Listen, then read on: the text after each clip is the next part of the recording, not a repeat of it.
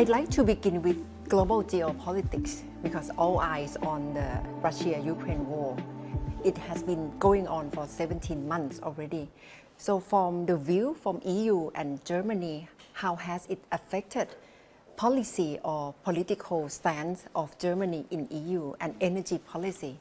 It has a huge effect. I mean, if you look at it, 500 days, around 500 days of suffering, immense suffering in Ukraine, suffering for the civilian population. If you remember all the attacks also on schools, on hospitals, on electricity, the Russian military wanted to deprive the Ukrainians of electricity. The suffering of military personnel is immense, and it's still ongoing. So that from a humanitarian perspective, it's huge. Germany alone has accommodated about 1 million Ukrainians. Some have been going back, some still are coming, so there's a lot of solidarity for the Ukrainians. And right after the Russian invasion, our Chancellor went on the media and he used a German word which the English media now have picked up, Zeitenwende. So it's an epochal change. And it changed a lot in Germany. We had a very strict policy of not export arms into areas of tension. We are supporting Ukraine now in its legitimate right for self-defense.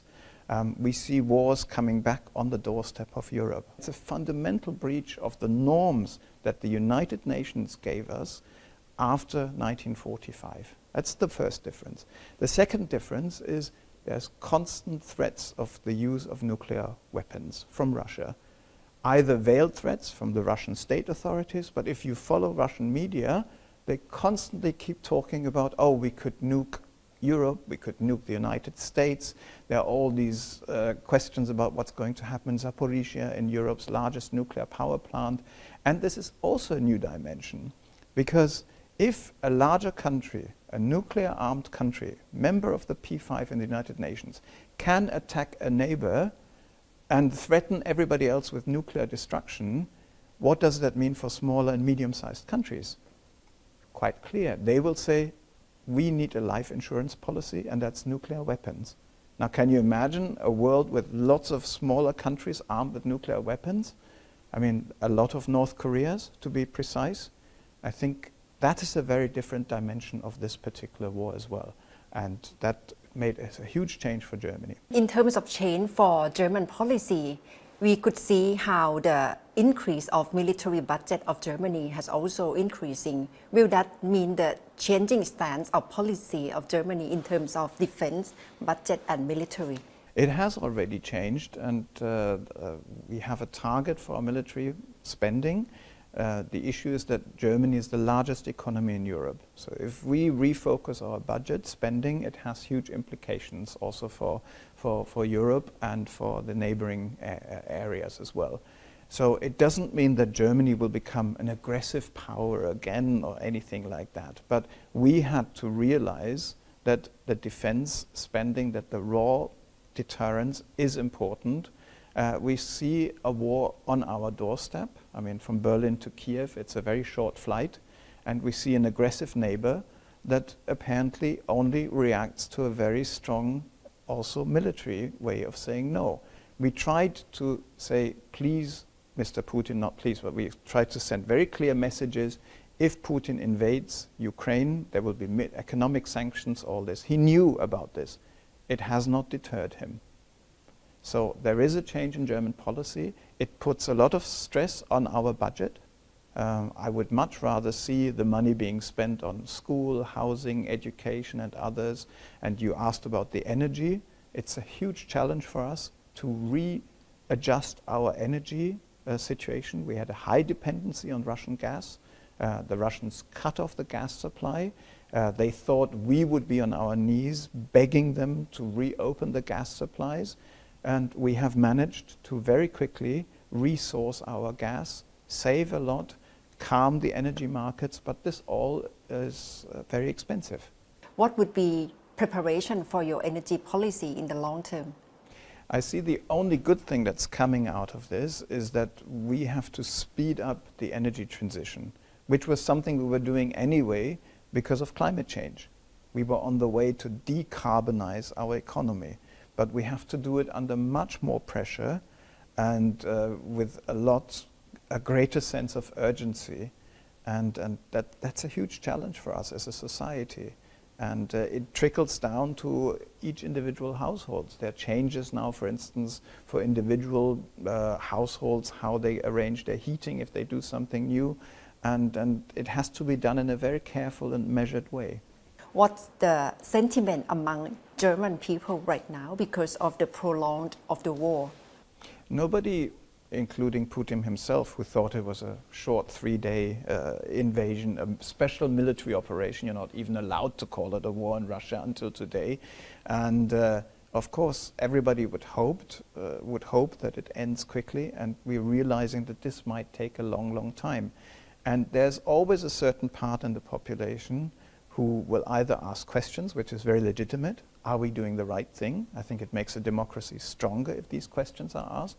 And there are also people who will feel, oh, leave me alone, don't bother me. Why should I suffer because of something that's happening outside of my country?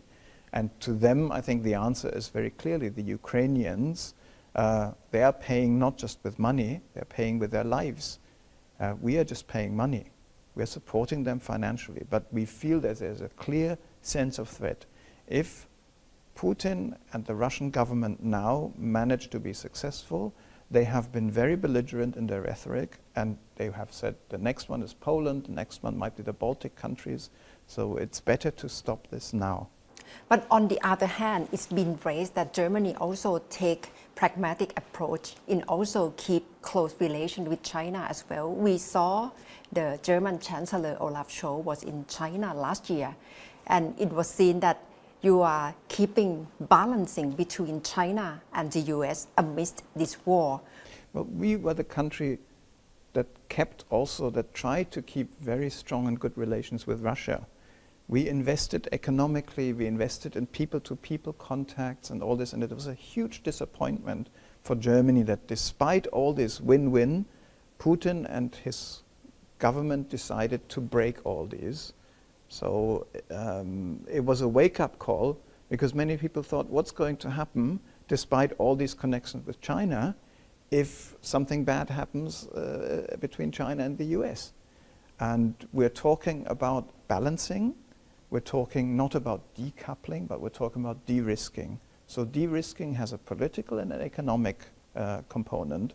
And the political component is something I think that Thailand is very well aware of, that you keep contacts with all different actors and try to keep channels of dialogue open and relationships. And economic de-risking is basically like, don't put your eggs all in one basket.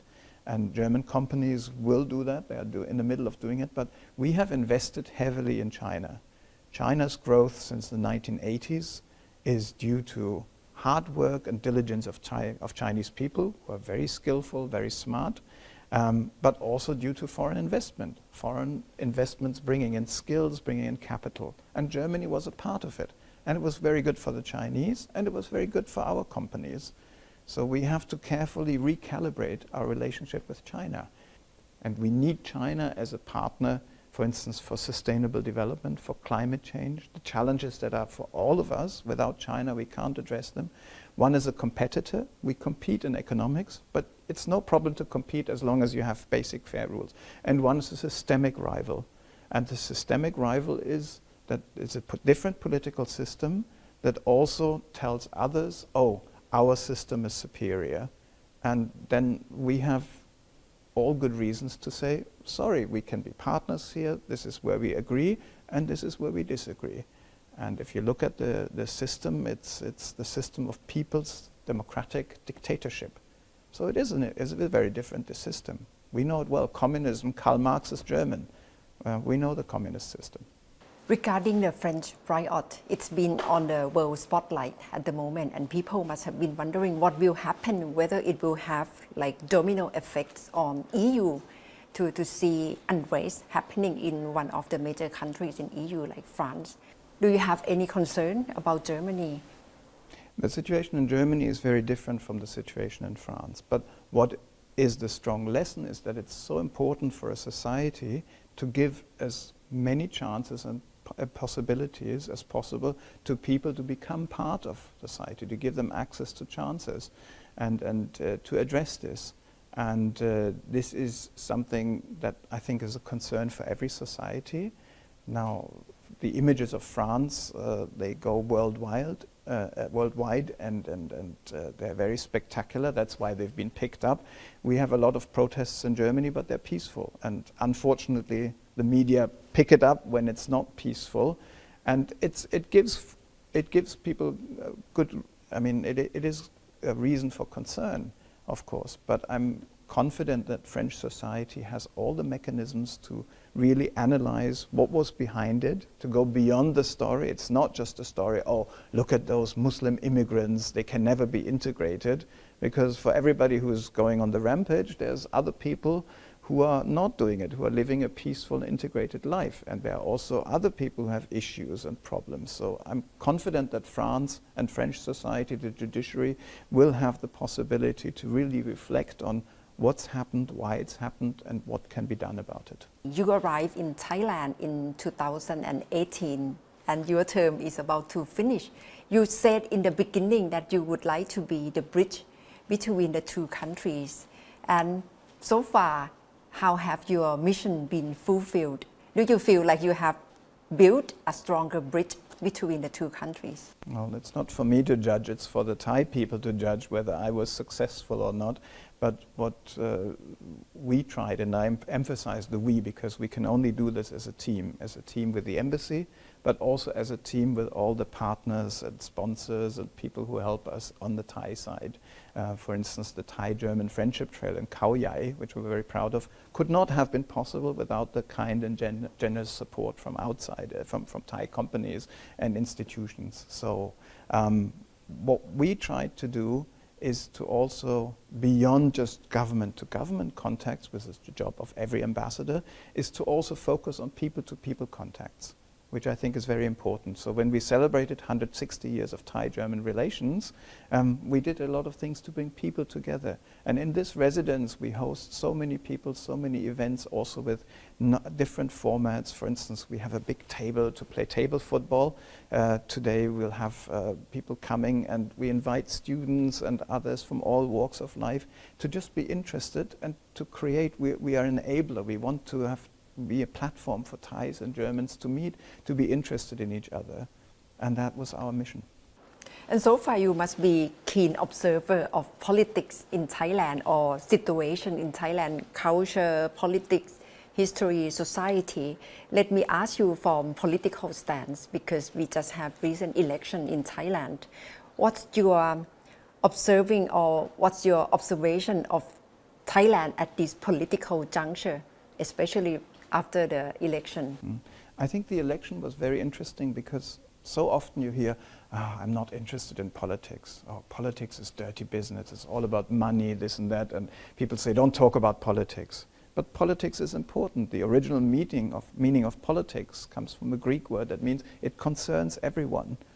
And I felt very encouraged that so many Thai people went out to vote. There was a high voting participation. That they saw that as a chance to influence, to have their voices heard on the ballot box, instead of just going out on the street and protesting. I think that is the right forum. It doesn't mean that you shouldn't express yourself in a peaceful way, but going to the ballot box is very important, and to do that. And to me that was encouraging, but I hope also now that a new government will be formed in the spirit of compromise, because an election is always a competition of ideas. You want people to choose you and not the other person. So you have to tell why you are different. Why choose me? Why not choose the other person? But that's during election time. But I think after the election, yes, there are differences, but I hope also people who can see what unites, and I hope for a smooth transition from the outside, and that a new government can address really the well-being, the economic well-being also for the Thai people, because that's what really matters. But there must be lots of concern among foreign community in other countries or in Thailand. How's the political stability, about the concern regarding political stability? Do you have particular concern regarding that? I'm confident that there will be I hope that there will be a spirit of compromise, that democracy is not just a winner takes it all, Because democracy, that is the German experience, we're used to coalition governments. We have them all the time. And a coalition government means that you cannot have it all, and the coalition or governments also work within a very strong framework of rules and regulations. The rule of law is important in Germany. So that system allows for a gradual change. And the gradual change just moves along, and it takes along as many people as possible on that procedure.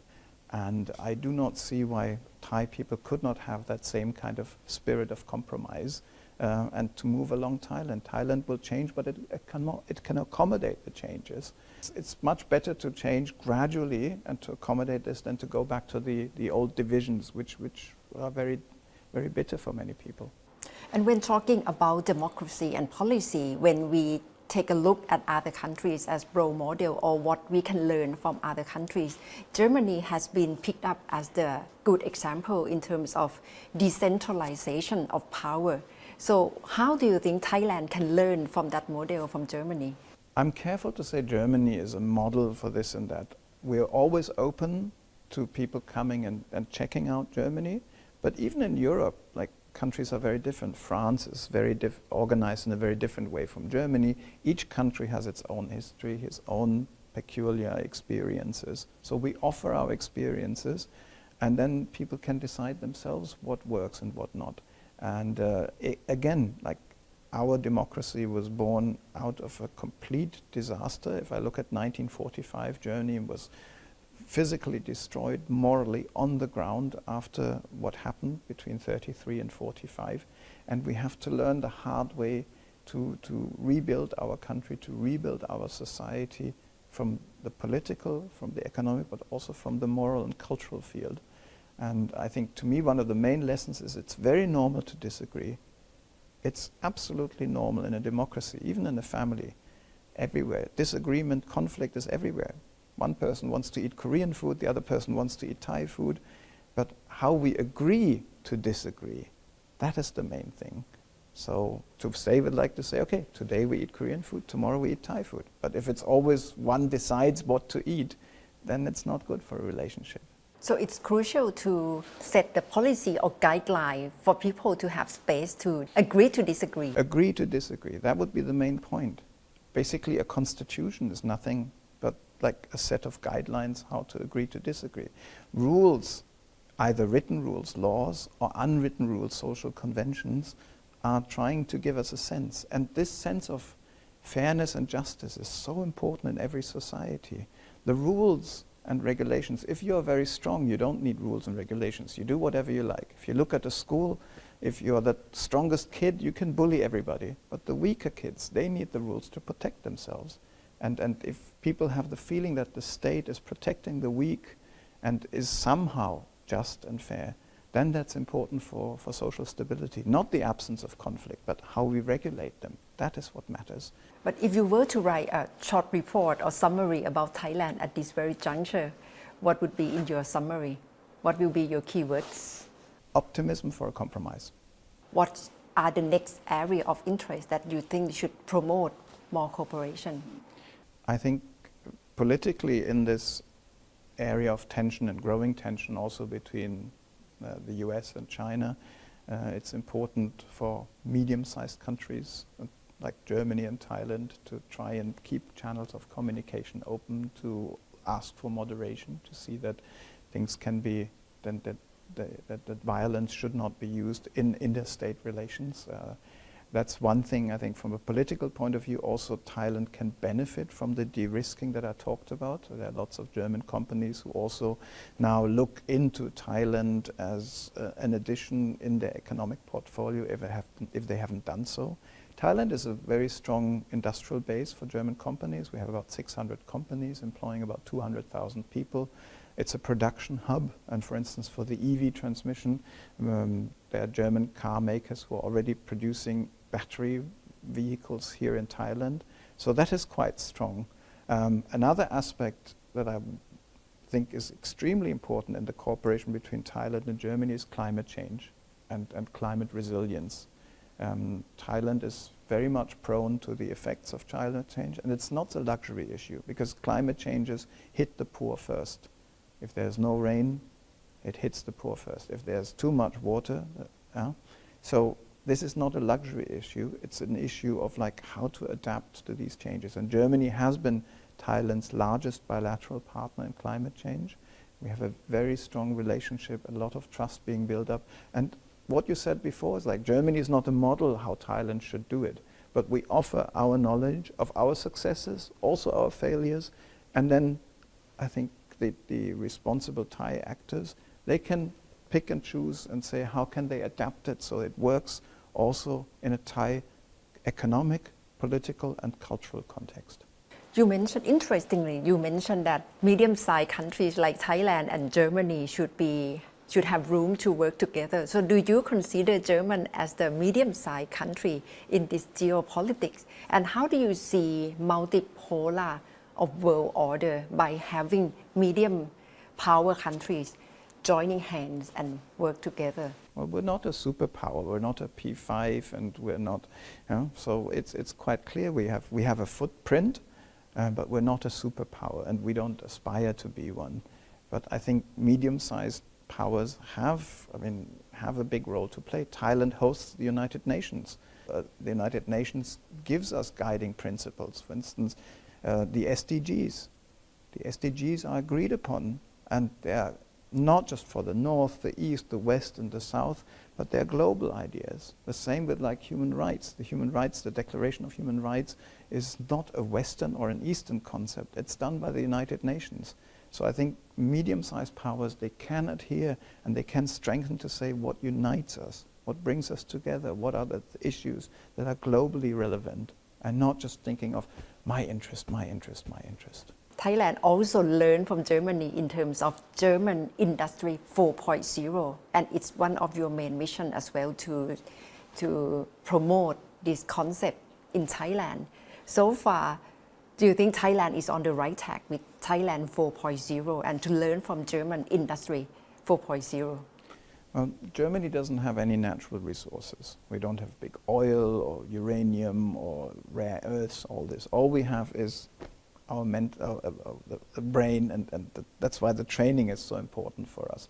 And for instance, we work together with Thailand on vocational education. Germany has a very unique system of vocational education that it's not theoretical, but you spend part of the time at school, part of it in your business, and there's a unique system that we tried to also introduce to Thailand, and we have a long cooperation with Thailand on it.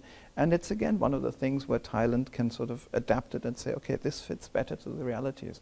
And if Thailand doesn't have the same kind of the skills level, it will be very hard to move up in the global value chain, and that's important for Thailand. How's your understanding or how's your glimpse about Thailand in other provinces? I think it's very important. Thailand is much more than Bangkok, and I really appreciate my times and my travels outside to see the diversity, to see also the energy that's in the regions. My first travel outside of Bangkok was towards the Isan, because I wanted to have a better understanding what the conditions are like in the place of the country where most of the Thais are living.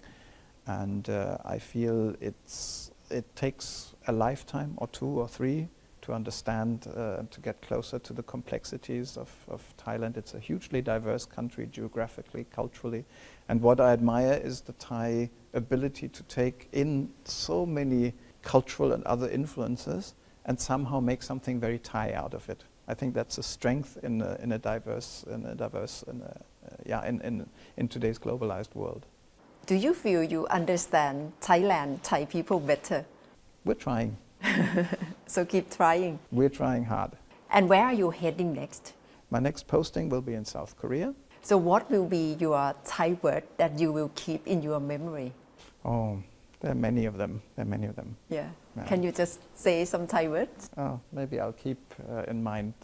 Probably the first time I will have a nice Korean barbecue, I will say อร่อยมาก อร่อยมาก or แซ่บมาก or หลำเตะ Wow, that's nice. With the northern dialect.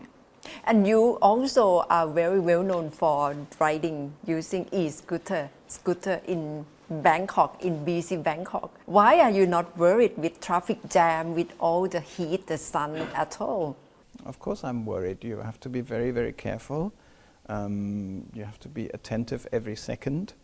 But it's one of the new measures it's one thing to talk about change, and it's the other thing to go through your personal lifestyle and say, what can we change?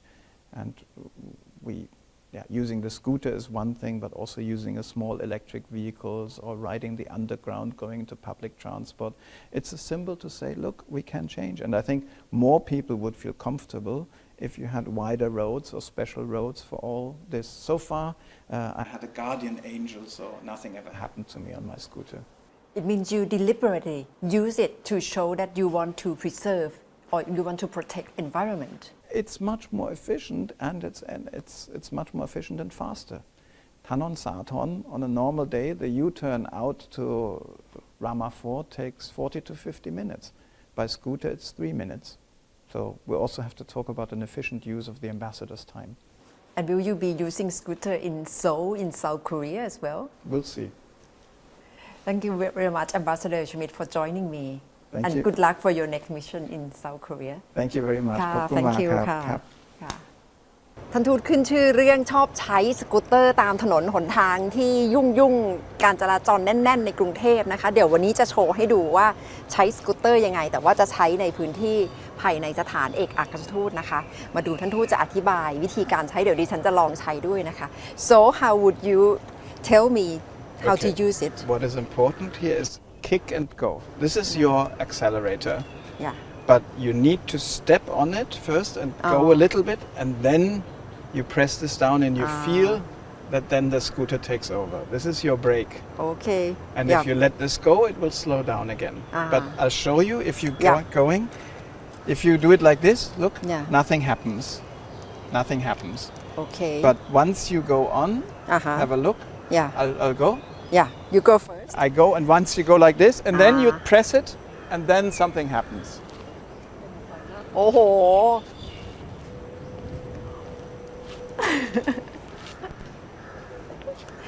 That's the looks only. very like flowing It's fun. It's fun. Yeah. So just I don't think I would be like you're the first timer, and Yeah, you will be doing good. Don't worry.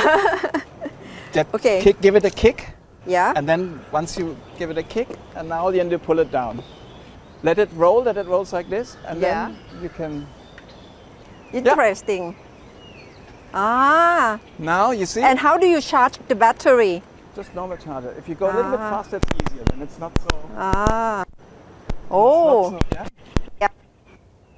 and this is from Faster Germany the faster you go, the more stable it gets. yeah that's right ไม่เคยใช้ค่ะต้องสารภาพว่าใช้ครั้งแรกก็จะมีอาการเกรงๆหน่อยนะคะแต่สำหรับท่านทูตเวลาออกถนนใหญ่ but how do you feel when you have to go out with traffic around you I always go out with helm, ah and that's wear a yellow vest, yes so people can see me. and do you wear with this like formal Yes, suit yes. oh I go to appointments also with this. ท่านทูตบอกว่าถ้าต้องออกถนนใหญ่ต้องสวมหมวกกันน็อกนะคะแต่ก็ไปสวมชุดสูทอย่างนี้ค่ะ เราก็ต้องระวังตลอดเวลา ค่ะ เพราะว่าเป็นอันตราย นั่นน่ะสิคะ ใช่ so can you show us again one more round please can อ่ะตามท่านทูตไปเลยค่ะ ครับโอเค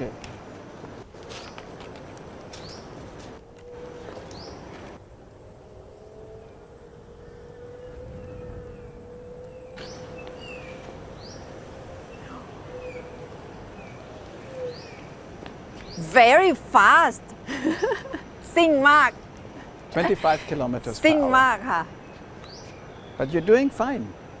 yes You're doing fine. I'm สุดยอด glad สุดยอด สุดยอดครั้งแรกอะสุดยอด